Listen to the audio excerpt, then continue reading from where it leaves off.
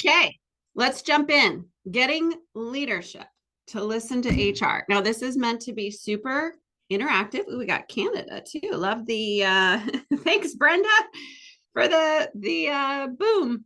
Love the international audience. Thank you so much. So the goal of today's webinar is to help give you some tips to get leadership to listen to you. Now, in all honesty, this is a little bit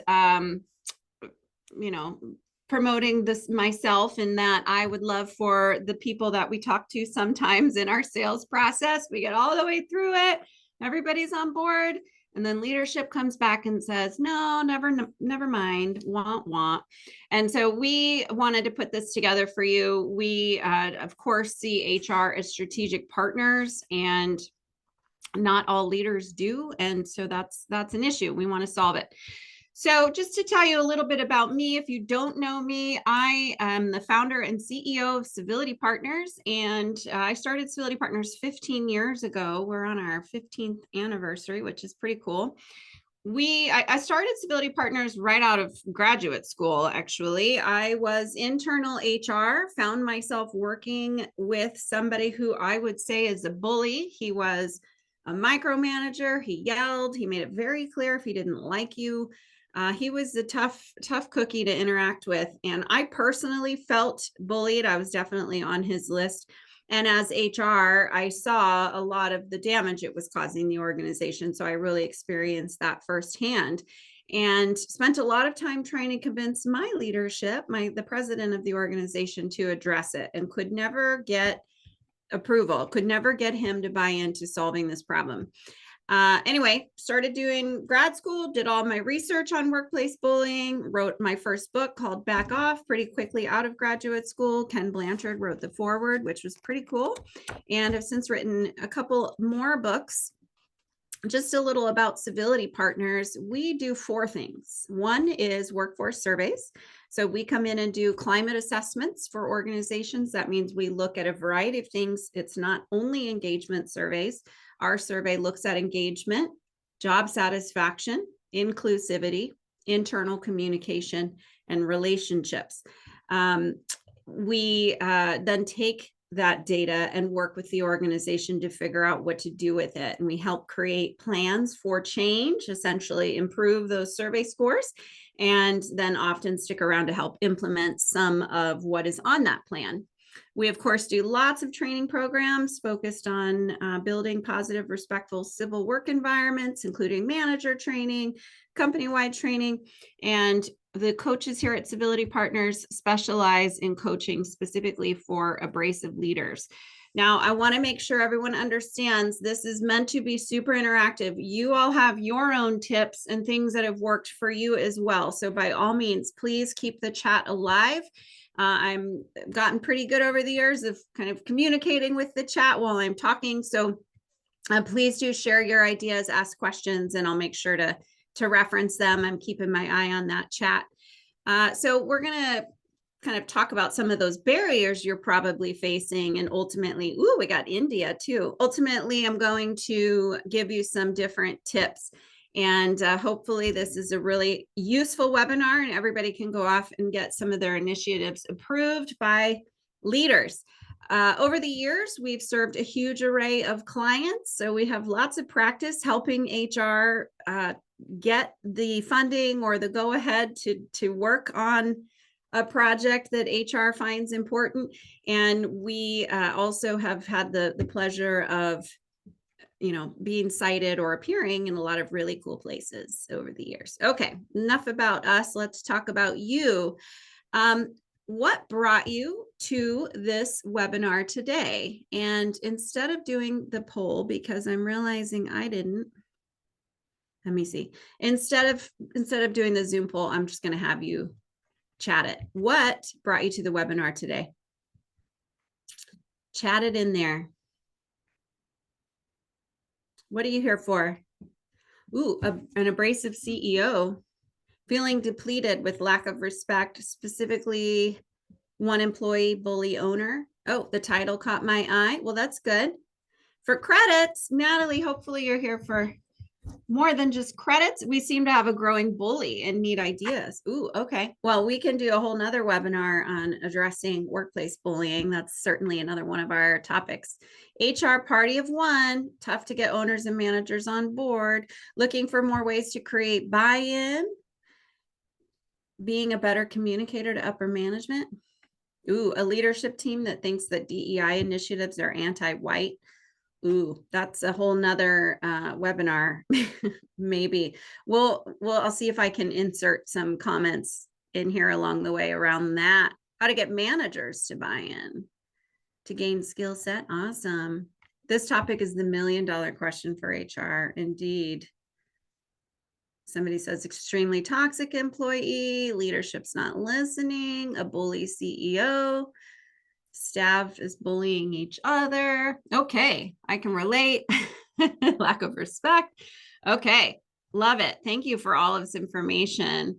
The title, I would love some insight. Awesome. Lots of HR departments of one. Okay, perfect. Well, you've come to the right spot. And again, please do continue your chat, keep things going. HR is viewed as operational, not strategic. Yeah. So keep your chat going and provide tips along the way as you're going. Happy to hear from you all as well.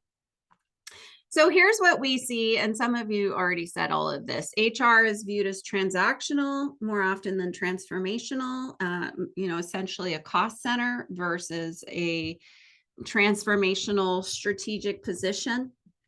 There is sometimes little to no budget for strategic HR initiatives. So, HR has a great idea. Maybe you go off to the SHRM conference or you listen to a fantastic webinar and you're thinking, we really need to implement this. And leaders say, there is no budget for that. We're not doing that. I think HR can sometimes struggle to identify ROI of something like a good culture, or maybe they're struggling to really communicate the value to leadership.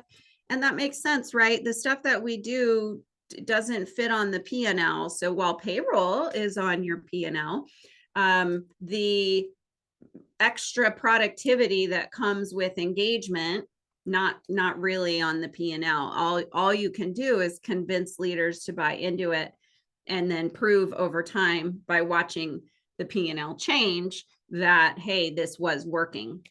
But there's no hard and fast, if people are 10% more engaged, this is going to happen.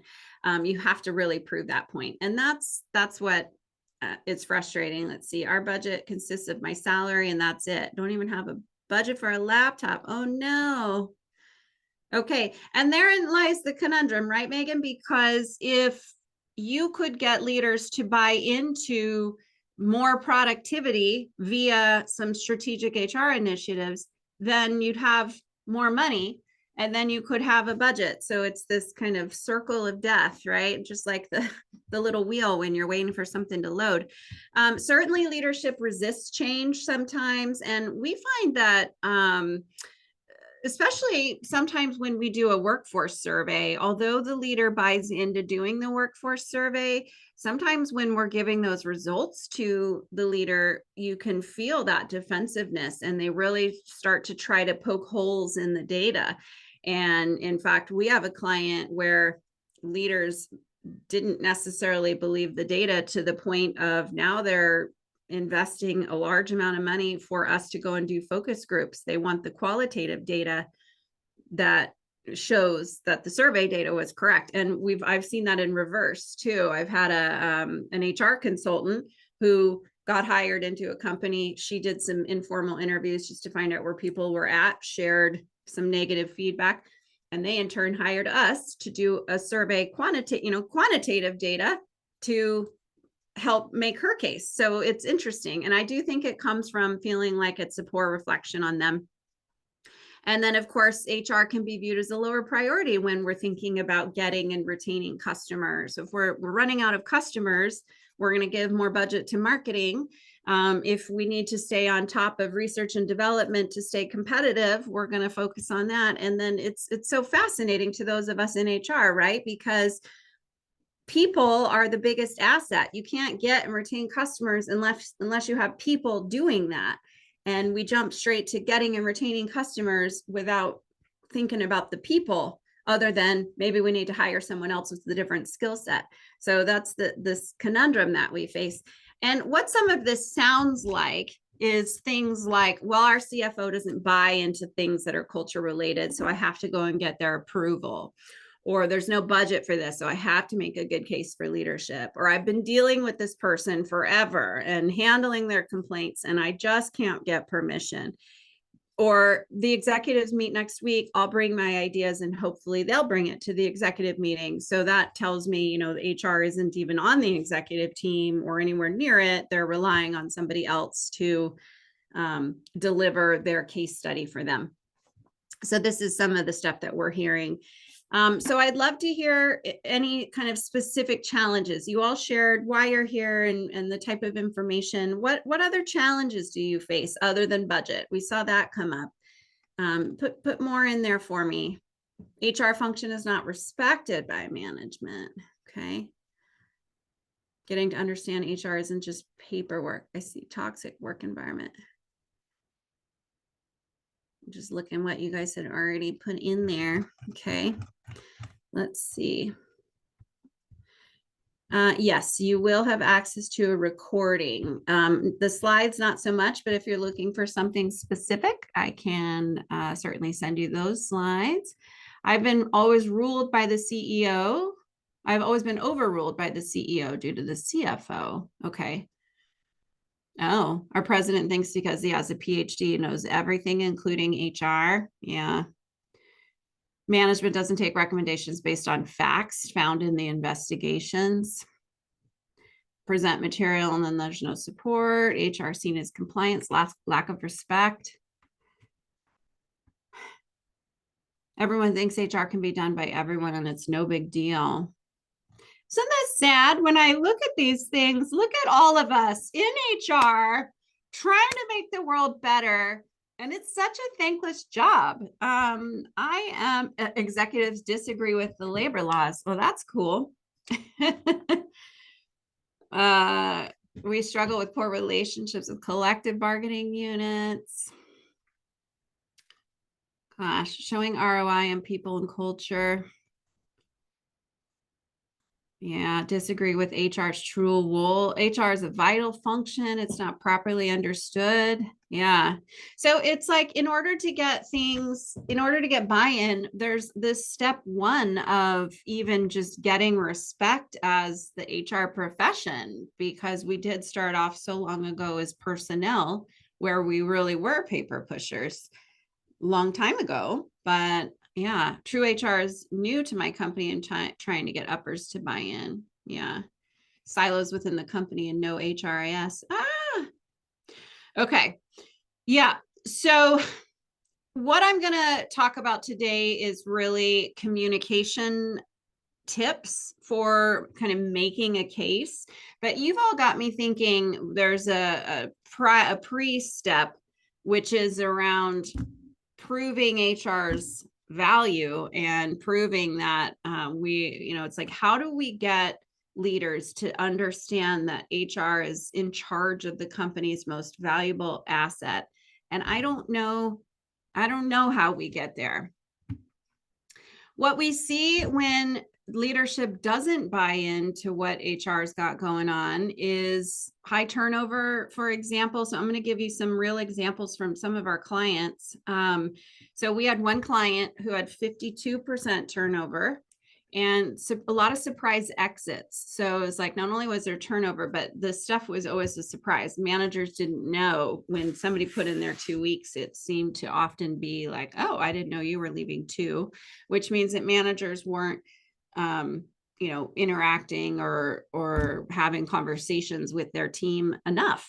And there were a lot of complaints about discrimination when someone got a promotion. So a lot of that can be solved with a performance improvement or performance management system, which this organization does not have. And so,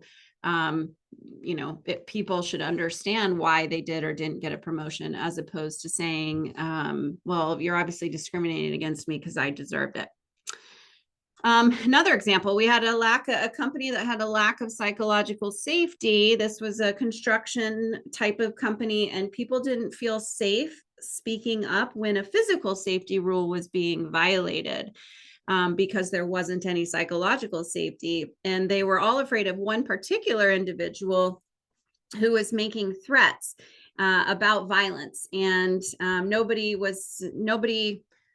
wanted to talk to HR about that because they were afraid of this person. And it was only once HR did finally get some buy-in to bring us in to kind of understand the culture that people told us about it. And then we were able to solve it.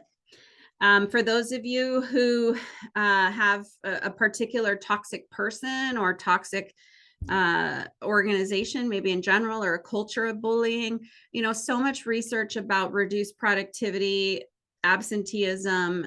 For example, the Canadian Safety Council did some research and found that people who feel bullied at work spend around 52% of their day. There's that number again, 52% of their day talking about it. So they're gossiping and talking about it with other people. So if that's not lack of productivity, I don't know what is. And I think about my own situation way back when. I definitely spent a lot of time in another director's office talking to her about it. And I was there for 5 years. And by the end, I was for sure in her office probably half of the day by the time it had just become so frustrating.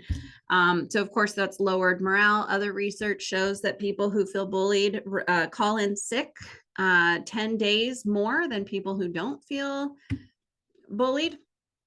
Chris says we just did a workplace climate assessment and leadership still isn't listening. We do face that too, Chris. So I have some tips for you on that we'll get to.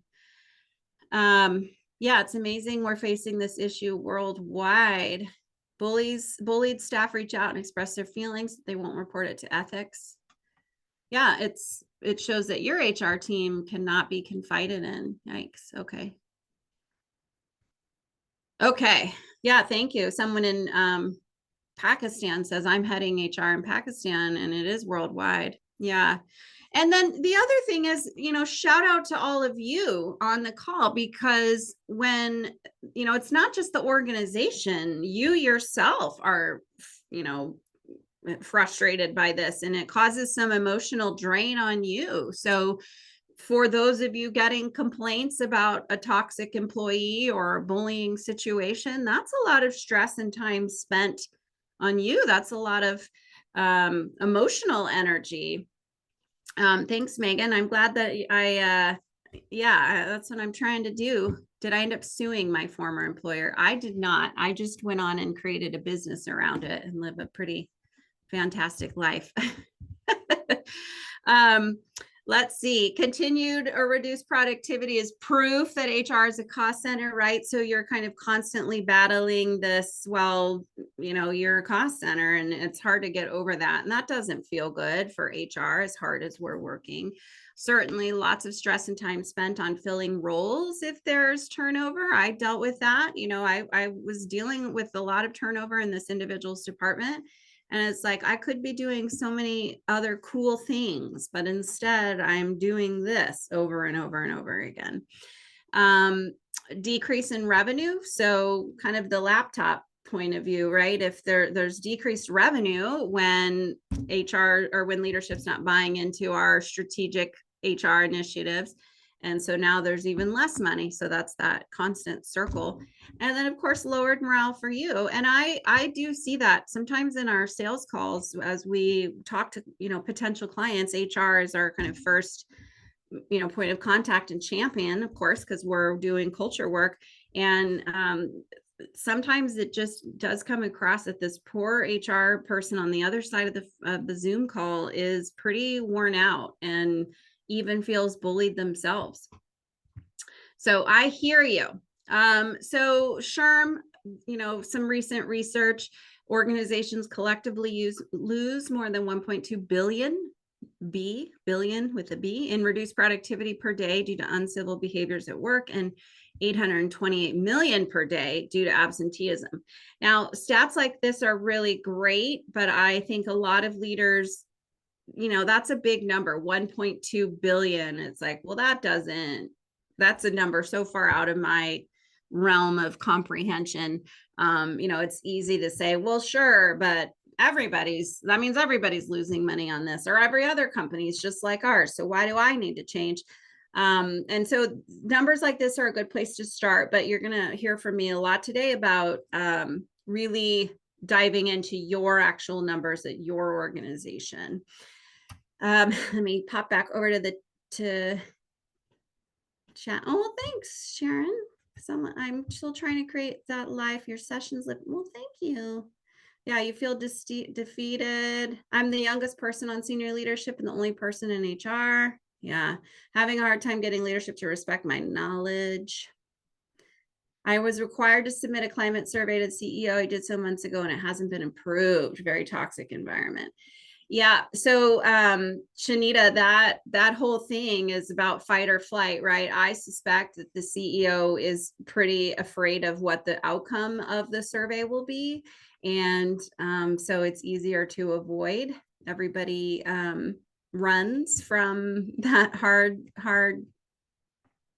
feedback.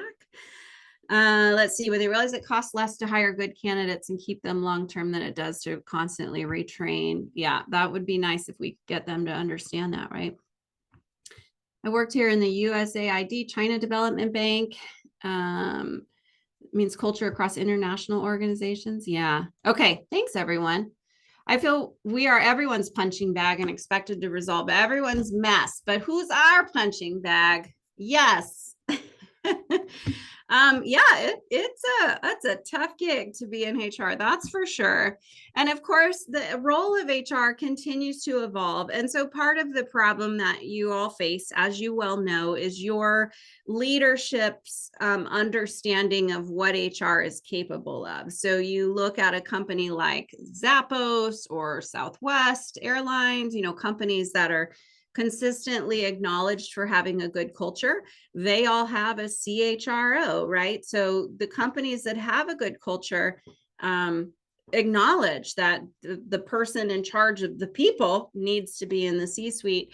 And so we do have a long way to go just in general as a society, convincing our leaders that HR is important. So I want to give you a formula, and I'm going to really recommend, this is a kind of an older book. It's called The Articulate Executive in Action. It's by Granville Toogood. What a fantastic last name. His other book is huge, and I have it, and I couldn't bring myself to open it because it looked pretty daunting. This is a book I actually read in graduate school forever ago, and it's pretty great book. It will give you some insight into potentially how your leader thinks. So definitely recommend. So that's where this formula comes from, and I'm going to walk you through it. So first of all, you have to understand yourself and the context. Find some champions that can help you make your case. Craft a script. The script definitely comes from this, making sure you're getting the timing right, making sure you have the data, and showing them the money. The name of the book is The Articulate Executive in Action. The Articulate Executive. Yes, I can put it in the chat. Hold on. Articulate Executive in Action by, the last name is Toogood. Okay, so understanding yourself. So one thing about this webinar is I spent a little time kind of digging into my old communication slide deck back when I used to teach communication in college, or to college. And I was just, as I was reviewing the slides that my wonderful team put together, I felt inspired to kind of dig into some basic communication skills as we talk. So my bachelor's and master's is in human communication. So that's where I'm coming from with this. So the definition of competent communication in the communication field, the definition of competent communication is effective and appropriate to the context. And to be competent, to be a competent communicator, you have to have the motivation, the knowledge, and the skill. So I'm going to give you some ideas on what that means. So your effective communication or competent communication is, focused on your goals. Like, how motivated are you motivated to overcome nervousness? Are you motivated to take risks? Are you motivated to overcome fears? Are you motivated by achievement? So kind of figuring out, and so this is a good self-reflection exercise for you. What's motivating you day in and day out in HR, and what's motivating you to, in terms of whatever the initiative specifically is that you're going after, what is motivating you to do that, both personally and as the organization. Secondly is your knowledge. So your ability to, or the knowledge of how to communicate is the second piece of being a competent communicator. Having social intelligence, credibility, which is something several of you have said you're struggling to get, using the right vocabulary, your ability to come up with some research, and then skills. So your ability to deliver, your ability to do the right turn taking in a conversation, your gestures, listening, using humor when appropriate, and so on and so forth. So these are the three, and of course the lists can be much longer. These just give you some idea. So I would definitely take some time after this webinar to self-reflect what's motivating the desire for this initiative to go through, and what motivates you as an HR professional. Why are you in HR? And then thinking through, what do I know about how to communicate with my leader, and what are some of the skills that I would really need to demonstrate in this sort of presentation. Let's see, Michelle says the formula is great, except that reviewing parties have to actually see the value in budgeting. Even the best data and metrics won't fix that. So the goal is, and I'm going to give you some calculations later, Michelle, of a way to show an ROI, so that you can say, here, here's budgeting. Here's what happens if we put budget on this. Here's what'll happen in the end. Here's the ROI on that. So when you think about presenting your ideas to leadership, what are some of your personal barriers? So I'm not talking about them. We've already talked about leadership's issues. What about you? What are some of your personal barriers? So as an example, when I would talk to the president about this individual who bullied, a barrier for me was I think I was probably fairly emotional about it. And perceived as a complainer. Yeah. And it was like, and my boss would always just say, well, that's just how he is, let it go. And my response was generally an emotional, why do I have to be the bigger person, as opposed to, well, here's the damage it's causing, right? So that was a personal barrier for me. So being a people pleaser, fear of being fired, feeling dismissed, being perceived as a complainer, confidence after not being heard so often. Yeah. So your confidence is maybe getting shot, confidence of fear of being laughed at, time, personal bias due to past experience, not being recognized as the SME, lack of follow through, tired of fighting management just to do my job, confidence because you're the only woman in the room, fear of not being taken seriously, uncomfortable with confrontation. Yeah, I'm tired of hearing no, so I just stopped suggesting ideas. Power dynamic, getting in the room, too many reasons to list, tired of swimming uphill. I'm always the bearer of bad news, so they hate to see me coming. You know what? Maybe this webinar needs to be like let's rise up and everybody get up and exit their job today and say, see how you function without me. Just kidding. Don't do that. But it's I'm just seeing how I was looked at as the angry Black woman when you're being assertive. Yeah. You're helping us with catharsis. Uh-oh. Yeah, I think we got to get Sherm to do a HR strike day. And if your leader's not listening to you, you should get up and go. We need a webinar on the state of mental health with HR. And that's a great topic idea. Find us a new job. Yeah, I might, let's all pitch in for Powerball tickets. Accountants don't have this problem. Yeah. Yeah. Latita says, yeah, the angry Black woman diagnosis. Yeah. So I am going to say this, and I don't know. I'm just going to say it. I got to be honest. If you're feeling like your leader is pushing you down and sort of chipping away at your self-confidence because they don't see you as a SME. They hired you as the expert, you're the HR professional, and they're not listening to you.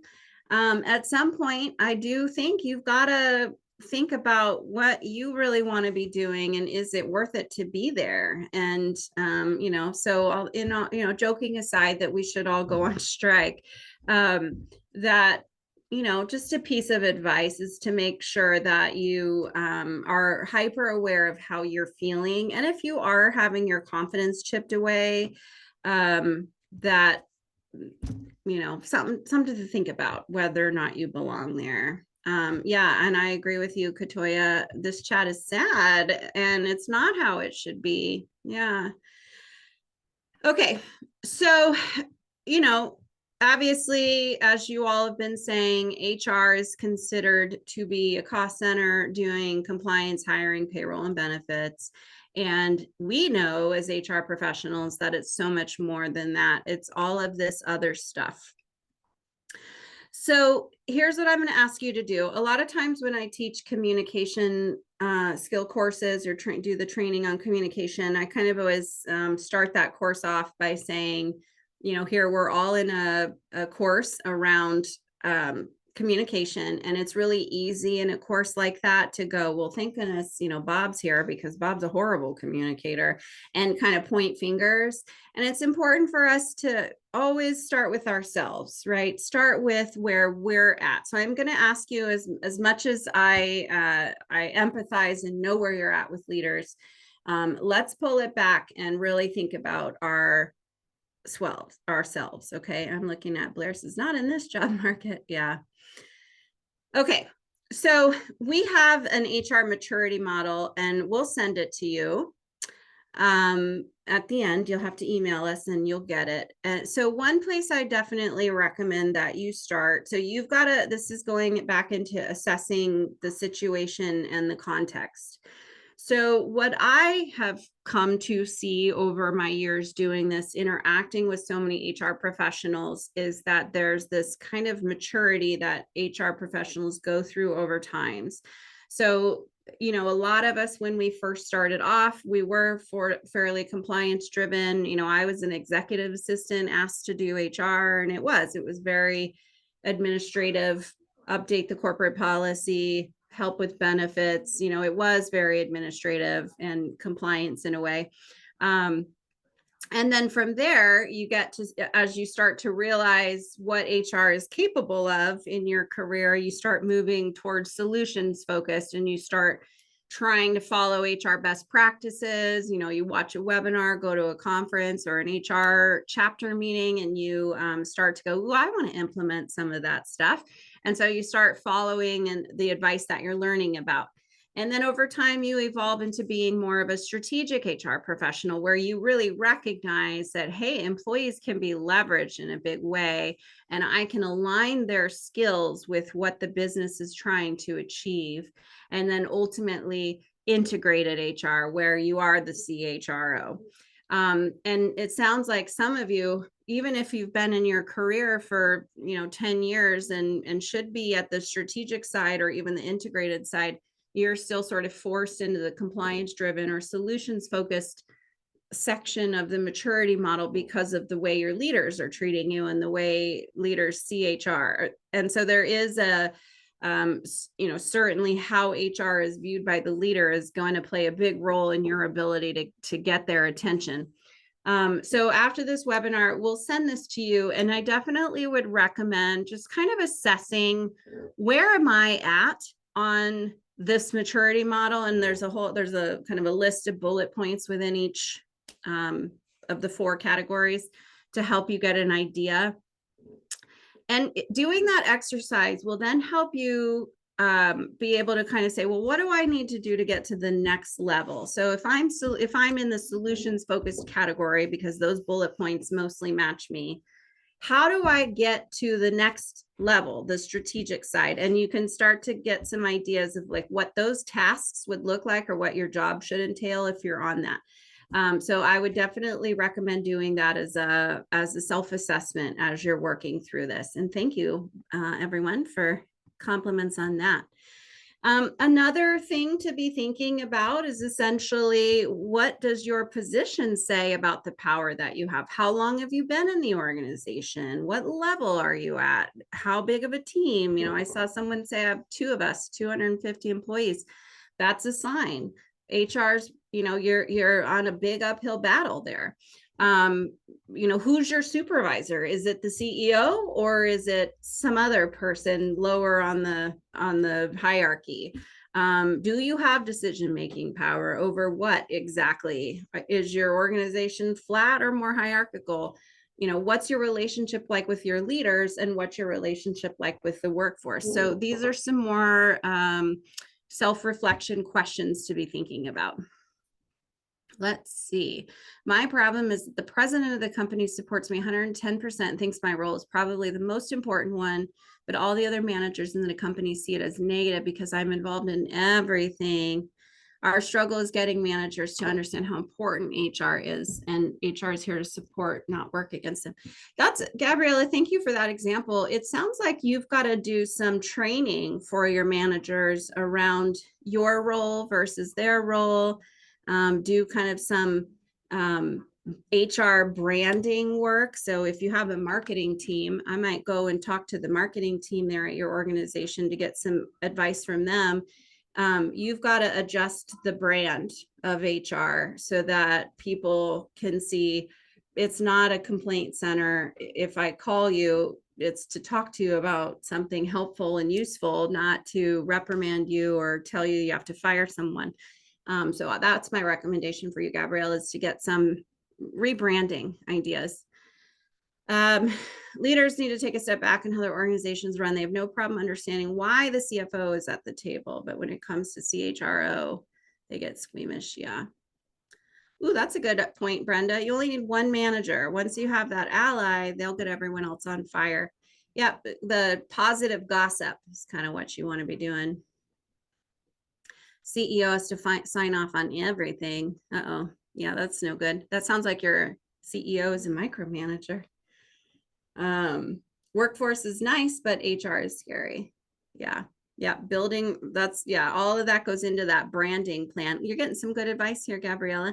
I would, create a little branding plan for yourself. It might involve going out and shaking some hands, kissing some babies, and get people to understand what your role is. Okay, so I've given you a couple things to do for your own self-assessment. Look at those, the communication competence, the motivation, knowledge, and skill. Look at the HR maturity model, and do kind of an assessment of how much power do you actually have based on, these types of questions. The other thing you have to think about is leadership, right? So and I would also recommend doing, you can do an easy Google search on change readiness assessments. It's a very standard change management practice, because you need to understand where they're at too, right? So do they have the capacity for change, or because of the market right now, are they super focused on just staying afloat? So maybe now's not the time to talk to them about some other initiative. Maybe they're just trying to make sure they can pay the bills, right? So in that case, they would have no capacity for change right now. Level of awareness, as we've seen, some leaders don't want to have any awareness. They don't, they're like, I don't want to do the survey. So, so there. Do they desire to change? Do they have the knowledge and ability to make the change? And do they have the ability to commit to making a change, or, have commitment? So I have those separated out, ability to commit versus commitment, because ability to commit is different than wanting to commit. Again, if I'm focused on only keeping the workforce, getting paychecks out, and I'm concerned about the financial health of the business, and I'm in super fight mode, reptilian brain, we just got to get this done and make sure we survive, I have no ability to commit to something else. I wish it didn't work that way, but So that's, take an assessment on where your leaders are at, what's happening in the organization, what's happening externally, so that you can kind of collect some information. And it may be that right now their level of all of this is 0, right? Maybe that's the case. All that means is you're going to have to start planting seeds over time. It means you're not going to be able to go to them tomorrow, have a meeting, and sell them something. It means you're going to have to plant seeds over the course of time. Also thinking about, what is the scope of the change? Are we talking, because if you do a climate assessment, there's a lot of work on the other side of that. That's a big scope of work, because then you have to change all sorts of things. What type of change are we talking about? Changing hiring practices, or are we talking about, changing all of our technology, like implementing an HRIS? And then amount of change. Are we talking about going from 0 to 60 in 6 months? How far is this change going to go? So some other things to be thinking about as you assess your ability to talk to leaders, or not your ability, but their ability to hear you, I guess, is to think about their patterns. So for example, do they move pretty quickly? Are they unaware of issues, or they just don't want to admit there's some? Do they often say no, but you find they can be persuaded later? Is that a pattern that you see? Do they seek new ideas quite a bit and then solicit feedback and then make a decision? So again, assess, I'm going to go back, assess the change readiness, and then also keep track of their patterns. I'm going to go back to these. Looks like Gabriella got a lot of great feedback. What does it mean when managers come to me, HR, and do not go to the leader because they get better results working with me? It means that you're more empathetic. That's what that means, Junie. Let's see. Most of the directors will use HR as a scapegoat as opposed to owning decisions. HR said no, or instead of making decisions or tough calls, they tell the employee to talk to HR. Yes. Okay. So that's a great point I see in the wasn't a outward chat. Yeah. So if HR becomes a scapegoat, that's a whole nother problem you've got to work on, right? That's the politics. So you're going to have to start pushing back. Don't let people use you as a scapegoat. If you hear or understand that directors say things like, go talk to HR, and kind of like HR will give you the bad news, what you can start doing is saying, I'm not going to deliver that message for you. You're going to have to deliver it. And when that person shows up in your office, you can say things like, I don't know why you're in here. You should talk to your boss. Put it back on them. Do not let them steamroll you, because that's how you're going to get respect from the people around you. As long as they're sort of allowed and successful in using you as a scapegoat, they're going to continue to do that. Yeah. How do CEOs treat HR? Push them back to their own decision. Yes. Okay. So, all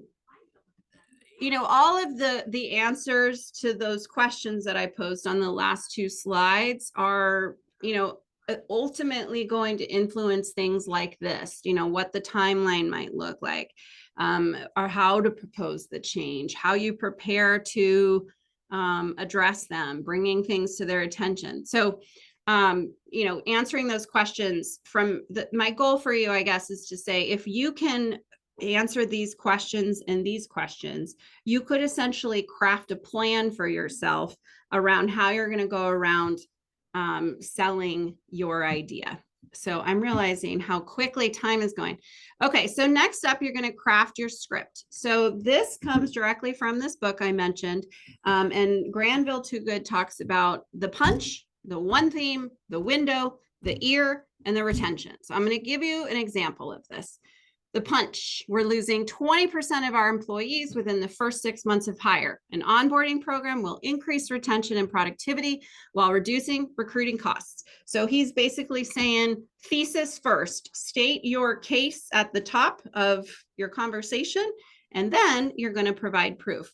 So Too Good talks about this sort of decision tree. So for example, you might say, turnover we lost 4 people in the call center last month alone, which required the other 10 people to work overtime to take calls, costing us $25,000 in overtime pay.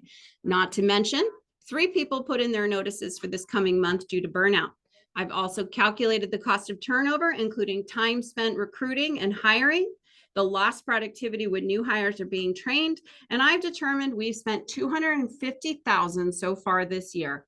I've done a lot of research on how effective onboarding impacts retention and found that when onboarding includes a buddy system with at least 8 meetings between the new hire and buddy, retention is increased by 90%. An onboarding program will cost $20,000 for civility partners to build and implement, plus the $50,000 we'll spend on time to train everyone on that new program. That totals $70,000, meaning we'll save $205,000 in 2025. In other words, we've spent $275,000 so far, spend $70,000 to make improvements, and the ROI is $205,000. So that's how you want to present it. Notice I didn't talk about, a research article by SHRM says that this is what turnover costs. I'm using very specific data. So to give you another example of that, we lost 3 individuals on Susan's team within the first 6 months. Collectively, we spent 8 weeks or 80 hours recruiting, interviewing, and hiring them. And now we must do that all over again. An MIT study found that when employees leave, it costs an average of 30% of their salary to replace them. Based on our calculations of time spent and actual costs to date, we've spent $150,000. It'll be another $150,000 for the next 80 hours to get new employees. So again, I talked about an MIT study. I made that up. That was just me writing a scenario. But I brought it back to my own calculations for our organization, because those out there types of research maybe not as impactful. Next, you're going to switch over to what Too Good calls the ear. And this is where you're going to say, any questions? Have you been affected by resignations? What are you seeing at your level? So why are you hesitating? I just told you how much money we're going to save. So essentially speaking like a leader. And he talks about that as well. Too good. He talks about that as well, that, you've got to, position yourself as a peer, whether or not they actually see you that way. You start seeing yourself that way. That's going to make a difference in how you come across. And then the retention is the last step. And this is where you sort of recap everything you just said. This onboarding system, if we implement it, will reduce turnover and increase productivity. Key aspects of the program are a buddy program, rearranging the schedule for training versus meeting people, and gamifying the learning about our culture. The timeline for implementation is 3 to 4 months. I estimate the cost for my time to create and implement the program is $35,000. So again, just hit those numbers out. You're going to speak clearly and concisely. What you're not going to do is be specific. You got to have some urgency in your voice, be direct. Feel free to rebut things they say. Don't have an inappropriate tone. You've got to make sure your tone is clear, concise, and as if I'm a peer. Lack of focused attention. You're there to make your case. Speak like a C-suite member. Your next step here is to focus on all of the other types of things. So thinking about timing of this, what other priorities are you up against? Do they have the bandwidth right now to take new ideas on, or are they dealing with some sort of crisis? How can you start getting them to prep for next year? So just thinking about the timing of it all. And again, I really recommend you create a plan for yourself. Here's when I'm going to, if it's going to take you 6 months to plant some seeds, and then you can start, putting in bigger seeds and watering those seeds, have that as a plan and think like a CEO, think like a leader. Also consider the medium to use. Is it better to have these conversations in person? Can you kick it off with a little email and then follow up with in person? So really plotting out your strategy.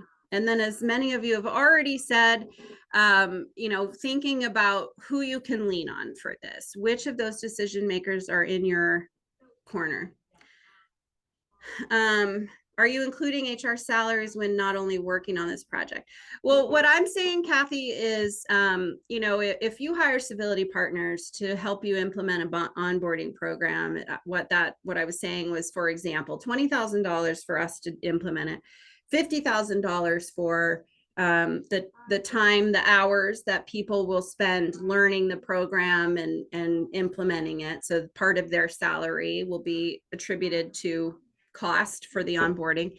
And then if it's going to cost you in your salary $25,000, kind of allotted from your entire salary to manage this project, that's the total cost. So that's where I'm including the salaries. Or if we're talking about turnover, take your annual salary, what is the hourly, and how many hours have you spent recruiting? That goes into the costs, right? Okay, so your next step is to show them the data. And again, I do suggest starting off with kind of some big data. These are important research studies. There are tons of HR trends to be focused on, but always bringing it back to your own costs in your own organizations. I have found specifically over the years that leaders generally don't respond to this type of data. They want to know what that means for them specifically. So good place to maybe start, maybe part of your slides if you're making a presentation, but definitely not relying on this type of a research for your conversations. Also, other useful data points. What are competitors in your industry doing? Is it really a thing in your industry to do X? Let's get on board with that, CEO. Everybody else is doing it. Other leaders that your leaders respect. So does your CEO talk about Simon Sinek all the time, or Ken Blanchard, to throw out an old name? So when they're referencing the books that they read, or the leaders they're paying attention to, or the companies they're paying attention to, can you tie that in? Well, hey, that leader whose books you read all the time says you should do this. Why aren't we doing it? Exit interview data, if you've had some informal conversations you've had with the workforce, Glassdoor reviews, technology. So if you can pull, if you need things like timesheets or any sort of reports that you can pull, again, from your own organization, that's going to be important. And then also personal impact or legacy. So let me tell you a story. We are working with a client right now who has been at this organization for 25 years. He is heading into retirement and plans to retire in the next 3 years. A bullying situation that he has sort of been ignoring, he's been aware of. Like many CEOs, it's not unlawful behavior, and this person was, a high fundraiser. That whole situation has since blown up. And when I've had a conversation with him before we started working with this organization, what he said to me was he's essentially living in shame because he's been there for 25 years. He's done some really great things. And what people are going to remember is this mess. And so that's the kind of conversation you can have with leaders too. Like, what's your legacy going to be? Your legacy is going to be that we increased, revenue by 50% over the last 10 years, but everybody hated you. Is that what you want your legacy to be? So, conversations like that can be helpful too. Certainly climate assessments can be great data points if you can get permission to do one. This is what our climate assessment is measuring. So we're really looking at a variety of things, and then we can take that data and really turn it into an actual plan. And then step 5, you really do have to show them the money. And what I want to show you is a culture calculator that Civility Partners has on its website. So I'm going to move this over here. So if you just go to civilitypartners.com, oops, I lost my Zoom thing. Okay, if you just go to civilitypartners.com and you go right here to find out. I'm looking at my other screen. Don't mind me. Here, I'm going to enter in some numbers here. So let's say how many employees have left in the last 12 months? 25 employees. What is the average salary of those employees? I'm going to say $65,000 a year. How many current employees do I think are disengaged? I don't know. We have 200 employees. Maybe half of them are disengaged. Let's say the average salary in our organization is 65,000, and we are doing revenue to the tune of $5 million. You will have to fill in your results or your information, and it will give you, I'm going to show you. So hopefully this can be helpful for you. What we did was take research articles and use that information to come up with some math. So we're saying with the numbers I just inputted, $812,000 is lost in recruiting and hiring. And we pulled that number from this math right here. And that's from MIT. And then the disengaged employees are costing you $487,000. And we got that number with this math from MIT also. But if you address the disengagement problem, you will be at 1.8 million. So, or you'll have growth. So basically what we're saying is you're losing 1.3 million right now in disengaged employees, and in the time spent recruiting, hiring, training, all of that.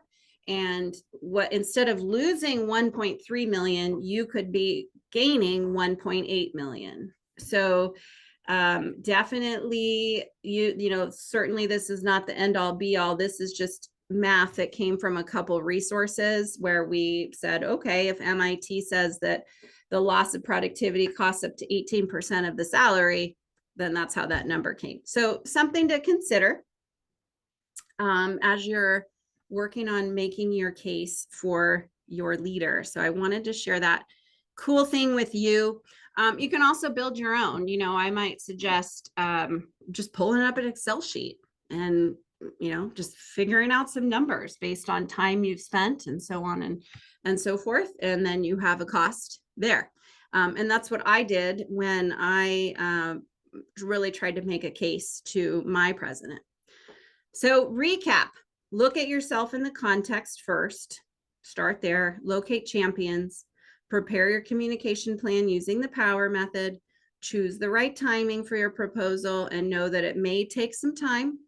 And keeping in mind that data is your best ally if the data comes from your organization specifically. It's not the, you know, American Psychological Association says this problem costs $1 bazillion across the world.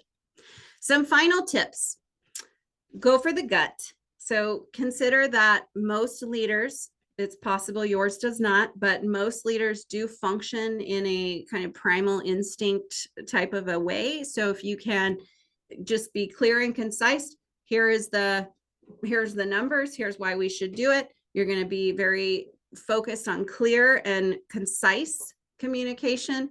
And actually this book has some great examples of like saying cut versus reduce, or saying strike versus delete, or big versus significant. So just that clear, concise language that's strong. Pushing back with thoughtful questions and what if. So if the leader says, I don't think we should do this, these numbers don't calculate right for me. You say, well, tell me more. How do the numbers not calculate? I'd be happy to go and rework them so they do calculate for you. So just pushing back with questions like a coach. And then no, and we do this in our sales, when the leader says, actually, we're not going to do this, what we say is, well, you told us that this was important. When should we reach back out? Okay. So with that, we're at time. This is the SHRM activity ID, and please do grab that. The ROI tool I used is on my website page, just civilitypartners.com. And my team will send it to you if you send us an email. So I do thank you for commenting on my LinkedIn courses. I do have a ton of LinkedIn courses. And let me make sure you have my email. If you shoot us an email, we'll get you a couple other handouts. We'll get you the HR maturity model. We'll get you the link to the culture calculator. The recording will absolutely be sent out. And can I show the code again? I sure can. Email us at info@civilitypartners.com. SHRM activity ID. Here, I'll write it in the chat here. AJ9DF. There is the SHRM ID. I want to make sure this is back up there. And thank you. I love the conversation. I really appreciate all of you commenting and sharing and giving your own tips. And good luck to all of us. Let's go out and make some changes. Thank you.